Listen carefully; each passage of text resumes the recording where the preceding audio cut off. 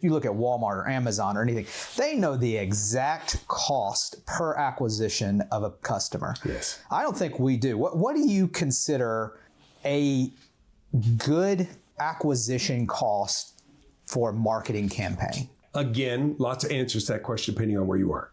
So, and what kind of treatment you want? Are you predominantly cosmetic, implants, larger treatment type practice? Acquisition cost $800 to $2,000.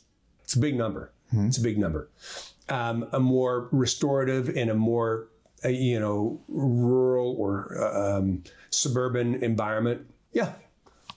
$200 acquisition cost. You're going to go down to Miami for a restorative practice, $600 to $800. Philadelphia, $400 to $800. Same for Chicago. You go outlying areas that are just kind of general everywhere.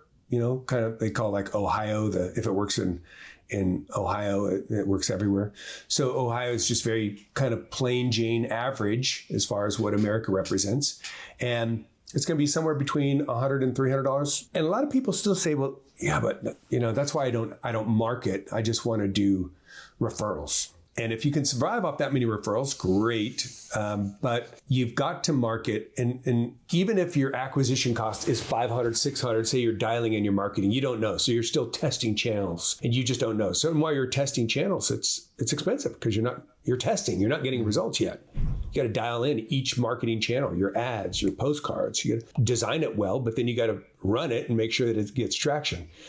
So even if it's higher than that, what people often don't realize is that your first goal in any marketing campaign is just simply break even. You spent $3,000 and you made $3,000. And I'll get attacked for that. People will say, yeah, but it costs money to deliver that $3,000. There's supplies, there's lab, there's staff. Yeah, 100%. But every new patient acquired, successfully acquired and retained by independent studies will spend $10,000 in the life of that practice. Maybe not that first visit. Sometimes in that first visit.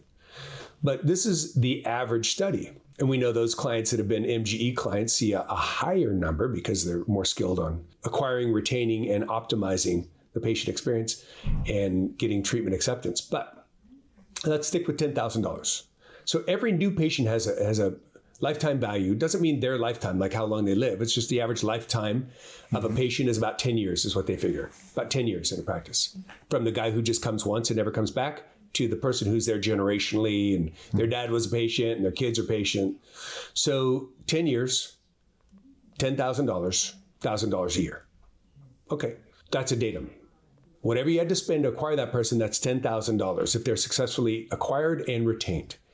Every successfully acquired and retained new patient will refer, on average, 2 additional patients. So truly, every new patient can be looked at as a value of $30,000. I know people can challenge that math. Yeah, but you're counting both new patients with the first one. And okay, whatever. Just what I'm trying to say is get out of the box on whatever the acquisition fee is and look at long term.